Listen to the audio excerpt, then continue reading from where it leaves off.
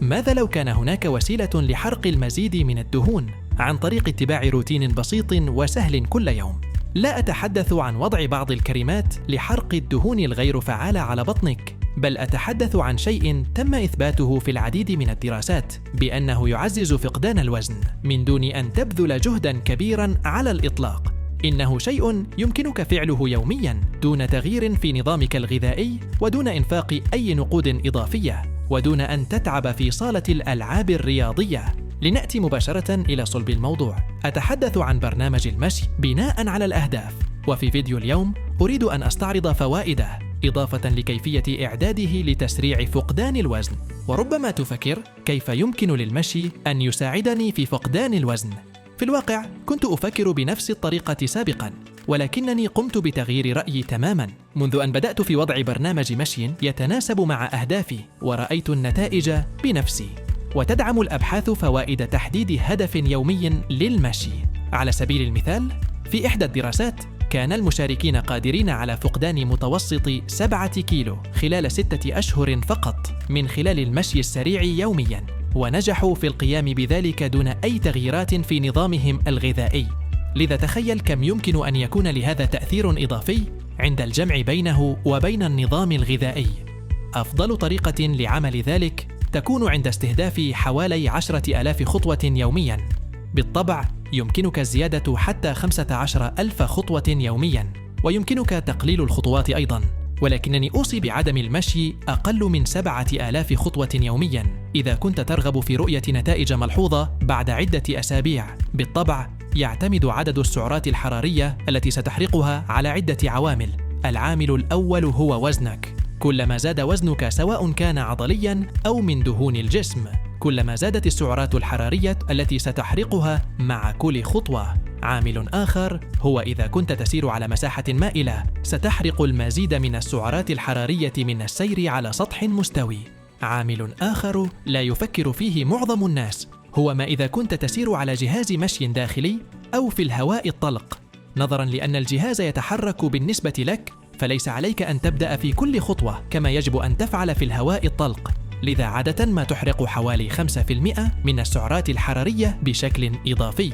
بشكل عام، قد لا يبدو المشي وكأنه سيحرق الكثير من الدهون، ولكن من خلال أخذ 10,000 خطوة يومياً، في نهاية الأسبوع ستحرق حوالي 2,800 إلى 3,500 سعرة إضافية، وهو أمر كبير، نظراً لأن معظم خطط فقدان الدهون مصممة لحرق حوالي 3,500 إلى 7,000 سعرة حرارية في الأسبوع. لذا يمكنك حقاً مضاعفة عجز سعراتك الحرارية فقط من خلال 10,000 خطوة إضافية يومياً. ولا يتطلب الأمر وقتاً طويلاً حتى.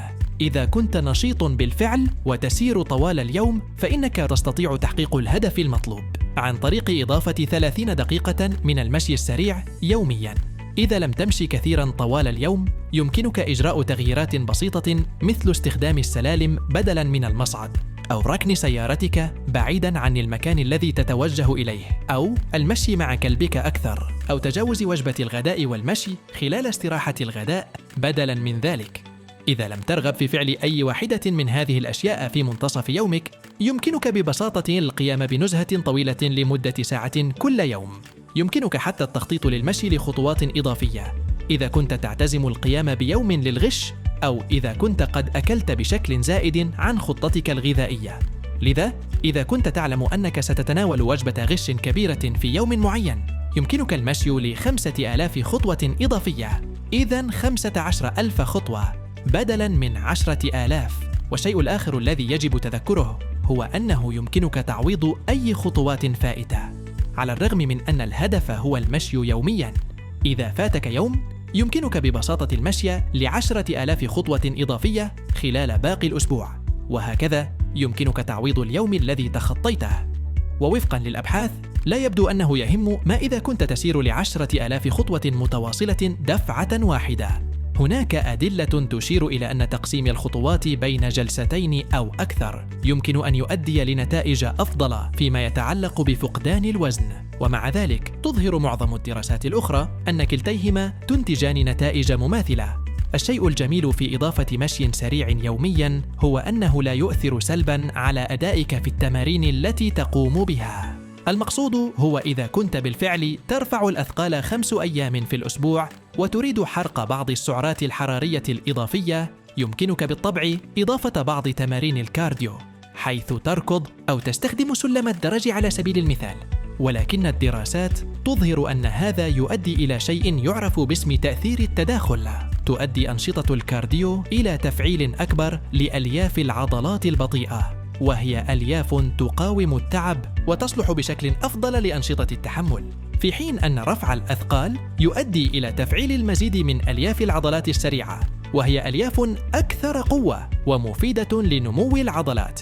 لذا يمكن أن يؤدي القيام بكميات كبيرة من الكارديو إلى تقليل مكاسب القوة التي تحصل عليها من رفع الأثقال، وتقليل نمو العضلات، وقدرتك على الحفاظ على العضلات أثناء فترة تقليص الوزن. من ناحية أخرى، لا يبدو أن المشي يخلق هذه التأثيرات السلبية، ربما بسبب طبيعته المنخفضة الشدة والتأثير المنخفض على المفاصل. لذا حتى إذا كنت ترفع الأثقال 5 أو 6 أيام في الأسبوع، يمكنك بسهولة إضافة 10,000 خطوة يومياً وحرق جميع تلك السعرات الإضافية دون التأثير سلبياً على أدائك. وهذا هو السبب في أن إضافة المزيد من الخطوات هي أيضاً استراتيجية ممتازة. يمكنك ببساطة إضافة المزيد والمزيد من الخطوات ببطء حتى تصل ل20,000 خطوة يومياً، حارقاً 7,000 سعرة إضافية في الأسبوع. الشيء الرائع الآخر في المشي اليومي هو أنه من السهل جداً الالتزام به، لأن معظم الناس يحبونه بالمقارنة مع أشكال أخرى من التمارين مثل ركوب الدراجات والجري. إذا كنت من الأنواع التي عادة ما تؤجل تمارينها، فإن أفضل استراتيجية لضمان الالتزام هي المشي في الصباح. يعمل هذا بشكل أفضل بكثير من الانتظار لآخر اليوم، لأنه ستظهر مئات الأشياء قد تجعلك تؤجل المشي.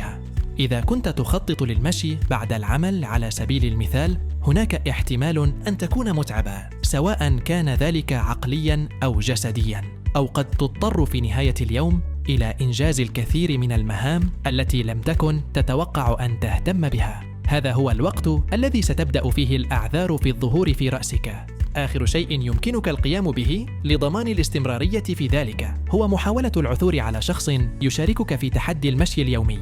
هذا في الأساس سيكون شريكك في المشي، ومن خلال القيام بذلك معا يمكنكما تشجيع بعضكما البعض في الأيام التي قد لا يكون فيها أحدكما يشعر بالرغبة في القيام بذلك. آمل حقا أن تكون قد استمتعت بهذا الفيديو. تذكر أن تشترك في القناة وتضغط على زر الجرس. نلتقي بفيديوهات قادمة بإذن الله.